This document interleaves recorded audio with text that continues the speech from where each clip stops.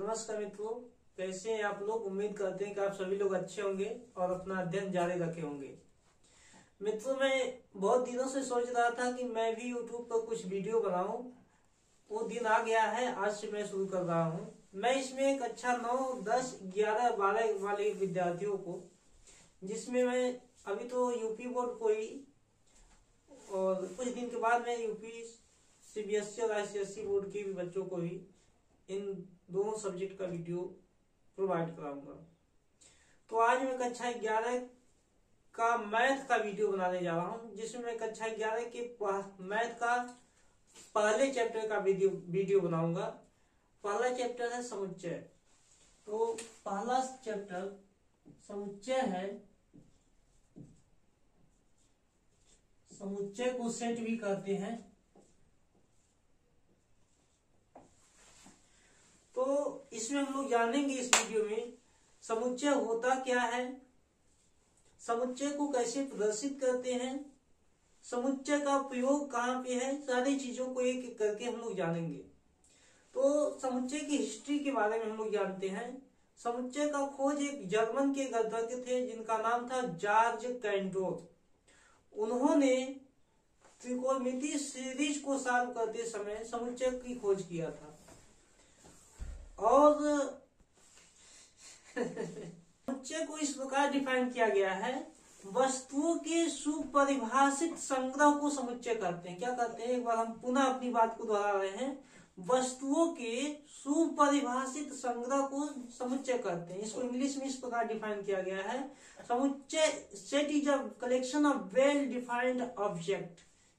तो इसमें समुच्चय में जो शब्द सुपरिभाषित है, इसको हम लोग जानते हैं। जैसे अगर हम बात करें कि एक सेट कपड़ा, तो एक सेट कपड़े में हमारे पास पैंट होना चाहिए, शर्ट होना चाहिए और चीजें होनी चाहिए।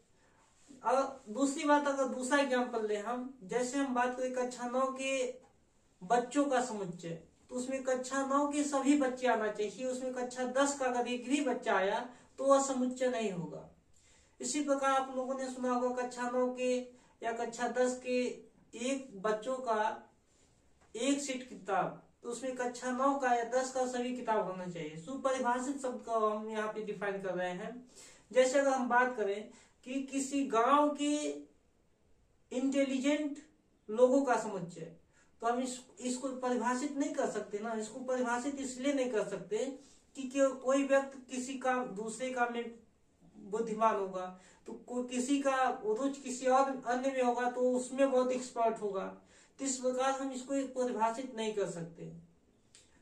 हम उम्मीद करते हैं कि सुपरिभाषित शब्द को समझ में आ गया होगा आप लोगों को। इसको थोड़ा सा और आगे चलते हैं। जैसे अगर हम मान लें कि इंडियन क्रिकेट टीम में 5 सबसे बेस्ट क्रिकेटरों का समुच्चय, इसमें भी हम लोग नहीं कर सकते कि कौन सा क्रिकेटर सबसे अच्छा है, क्योंकि किसी एक व्यक्ति को कोई दूसरा क्रिकेटर अच्छा होगा। जैसे अगर हम मान लें कि महेंद्र सिंह धोनी, किसी व्यक्ति को महेंद्र सिंह धोनी बहुत अच्छा क्रिकेटर लगता होगा, तो किसी को विराट कोहली बहुत अच्छा लगता होगा, तो किसी अन्य को रोहित शर्मा बहुत अच्छा लगता होगा। तो इस प्रकार इसको भी हम डिफाइन नहीं कर सकते।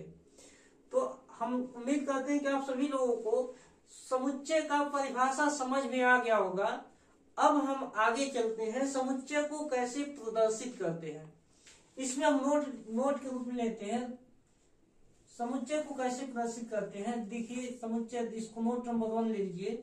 समुच्चय को हम हमेशा कैपिटल लेटर में, जैसे कैपिटल A, कैपिटल B, एक N1 कैपिटल Z तक ले सकते हैं। तो समुच्चय को हमेशा कैपिटल लेटर में A, B, C, D, N1 X, Y, Z अक्षरों से प्रदर्शित करते हैं।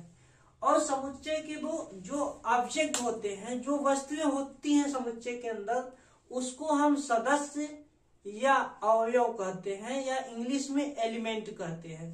तो जो भी समुच्चय के अवयव होते हैं, इसको नोट नंबर 2 मान लीजिए, नोट भी कर सकते हैं आप लोग चाहे तो। इसको हम स्मॉल लेटर में प्रदर्शित करते हैं। जैसे अगर समुच्चय का कोई अवयव है A, B, C, D, X, Y Z, इसको स्मॉल लेटर से प्रदर्शित करते हैं। नोट नंबर 3 हम ले लेते हैं इसी में। नोट नंबर 3 कि समुच्चय को कैसे लिखते हैं। नोट नंबर 3 है समुच्चय को हमेशा हम कर्ली ब्रैकेट यानी मझले कोष्टक में लिखते हैं और उनके जो अवयव होते हैं या सदस्य होते हैं या एलिमेंट होते हैं उनके बीच हम कामा लगा के लिखते हैं। जैसा कि हमने बताया कि समुच्चय के अंदर जो भी वस्तुएं होती हैं उसको हम अवयव कहते हैं। तो देखिए हम मान लेते हैं अंग्रेजी वर्णमाला में स्वरों का समुच्चय। स्वरों का समुच्चय क्या होगा, जैसे स्वर क्या होते हैं, वावेल क्या होते हैं, ए ई आई ओ यू होते हैं। तो हमने बताया कि समुच्चय को कैपिटल लेटर से प्रदर्शित करते हैं। तो किसी भी इसमें ले लीजिए, ए या बी को मान लीजिए, मान लेते हैं B. B is equal to क्या हो जाएगा, कर्ली ब्रैकेट मझले कोष्टक में ए ई आई ओ यू, ये क्या हो गया, अंग्रेजी वर्णमाला के स्वरों का समुच्चय। एक बार हम पुनः अपनी बात को रिपीट करते हैं। जैसा कि हमने बताया कि समुच्चय को कैपिटल लेटर से प्रदर्शित करते हैं, उसके अवयव को स्मॉल लेटर से, और जो अवयव होते हैं, सदस्य होते हैं या एलिमेंट होते हैं उनके बीच कामा लगा करके मझले कोष्टक में लिखते हैं। यहाँ पर हमने बी लिया, आप चाहें तो ए भी ले सकते हैं, सी भी ले सकते हैं, कोई भी लेटर ले सकते हैं, लेकिन ध्यान रहे कि हमेशा कैपिटल लेटर में ही लिखेंगे। और अब हम इसकी उपयोगिता के बारे में बात कर लेते हैं। समुच्चय को कहाँ कहाँ उपयोग किया जाता है। मित्रों, समुच्चय का उपयोग आज के समय में अगर आप कक्षा 12 के बाद जाते हैं और मैथ जैसे विषय को लेते हैं तो वहां पर अति आवश्यक है। जैसे तो हम आप समुच्चय की उपयोगिता के बारे में जैसा बात कर रहे थे कि इस कक्षा 12 के बाद आप कोई कहीं भी जा रहे हैं, जैसे बीएससी कर रहे हैं, बीटेक कर रहे हैं, तो वहां पर जब मैथ जैसे सब्जेक्ट को ले रहे हैं तो समुच्चय का उपयोग, समुच्चय का नॉलेज होना बहुत ही जरूरी है।